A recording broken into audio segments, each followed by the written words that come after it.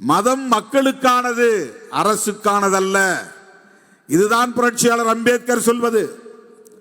இதுதான் இந்திய அரசமைப்பு சட்டம் சொல்வது. அரசாங்கம் எந்த மதத்தையும் சார்ந்திருக்க கூடாது. எந்த மதத்தையும் வளர்ப்பதற்கு நிதி செலவு செய்யக்கூடாது. இது பற்றி விவாதம் நடந்துச்சு. அப்பெல்லாம் மோடி என்ன வயசுல இருந்தார் நமக்கு தெரியாது. இப்ப 75 வயசு. 1950 அவருக்கு என்ன வயசு இருந்திருக்கும்?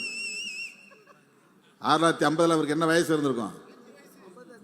அப்ப பிறந்திருப்பாரா? அப்பதான் பிறந்திருப்பாரு.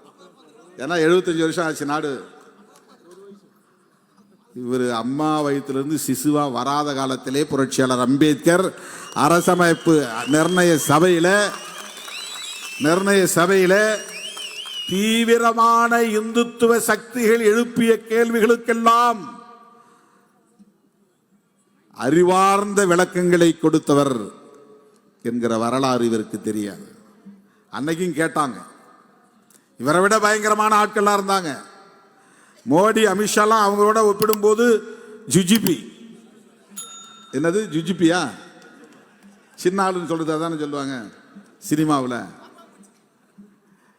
ஏன்னா அவ்வளவு தீவிரமான இந்து மத பற்றாளர்கள், வெறியர்கள் சொல்லக்கூடாது, பற்றாளர்கள் சொல்லுவோம், இருந்தாங்க. அரசமைப்பு சட்டத்தையே கடவுளின் பெயரால் அப்படின்னு பிரியாம்பிள் எழுத சொன்னாங்க. அம்பேத்கர் எழுதினதுனால எழுதல. கடவுளின் பெயரால் இந்த சட்டத்தை சமர்ப்பிக்கிறோம்னு எழுத சொன்னாங்க. அம்பேத்கர் ஒத்துக்க மாட்டேன்ட்டார்.